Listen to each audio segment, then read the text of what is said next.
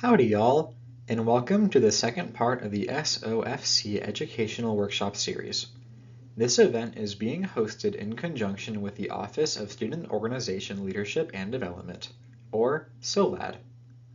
Today, we will be covering how to budget for your student organization. Before we begin, please scan the QR code on your screen so we know who's in attendance for this presentation, both in person and online. My name is Ethan Walker, and I am the Graduate Assistant over in the SOFC in charge of Learning and Training Support. As we go through this presentation, please feel free to ask me any questions, or refer to the contact information at the end if you have any questions after the presentation is over. Before we discuss how to create a well-rounded budget, we need to discuss why your organization should be recording a budget in the first place. There are four main reasons why your organization should be recording a budget. First is for a spending guideline. Making a budget allows your organization to ballpark how much should be spent throughout the year. For example, a budget can represent how much should be spent in total on membership, social events, marketing, and outside services, among others. Secondly, a budget can help limit your spending so that you aren't depleting your organization's funds. As we'll discuss in the later slides, your budget should be based on how much your organization plans to earn in the upcoming fiscal year. If you create a balanced budget, this will ensure your organization maintains strong financial health. Third, a budget can help ensure that your organization is maintaining good spending habits. A budget can help frame not only how much you should be spending, but what you should be spending on.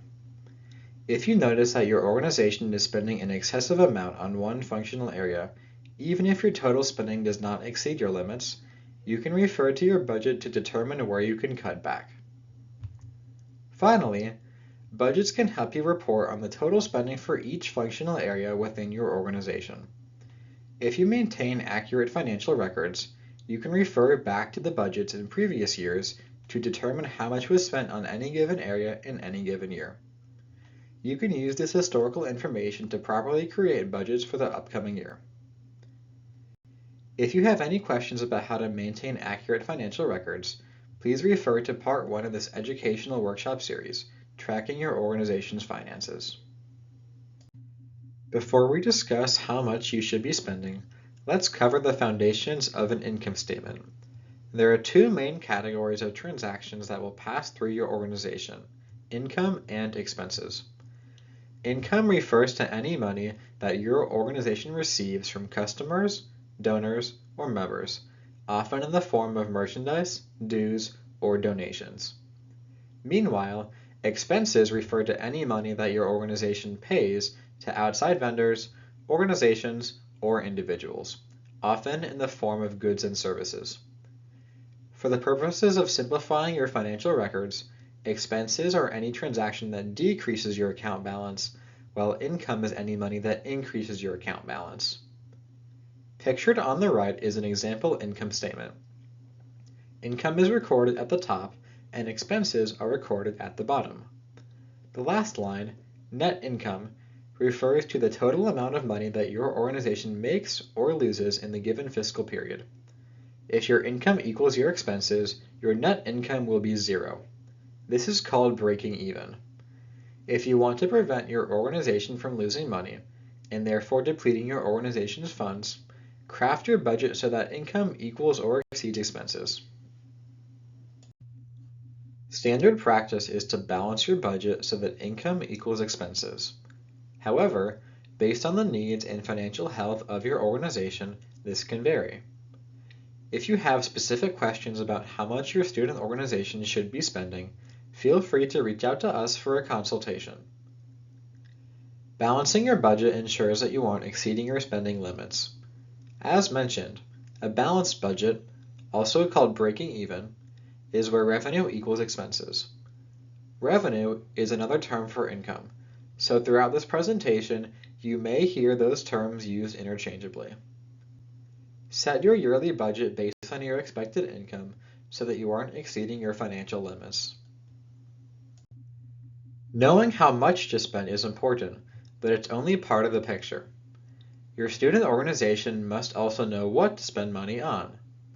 Categorizing expenses helps your organization keep track of how much each functional area is spending and also allows different student officers to maintain their own individual budgets.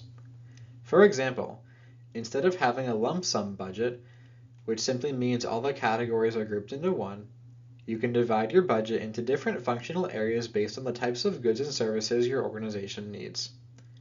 If you want your total budget to be $10,000, for example, this could be divided between $2,000 for merchandise, $3,000 for venues, $1,000 for recruitment, and $4,000 for social events. This way, officers in charge of each of these functional areas can monitor their own budgets. As you determine the budget for each functional area, ensure that the total aligns with your concept of a balanced budget.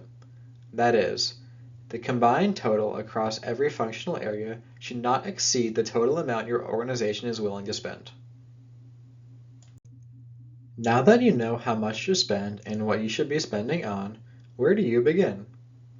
To start, compare your organization's ledger to the statements posted on Get Involved. As you browse through your financial records and the online statements, consider the total income and expenses over the last few years, not just in the previous year. Include all potential sources of revenue and all potential expenditures. That said, budgets don't have to be exact. Budgets can be estimations based on spending from previous years. Although a budget should help guide your spending, ensure that your budget is flexible so that you can increase or decrease spending as the needs of your organization change. Feel free to adjust your budget based on what you expect to earn and spend in the upcoming year.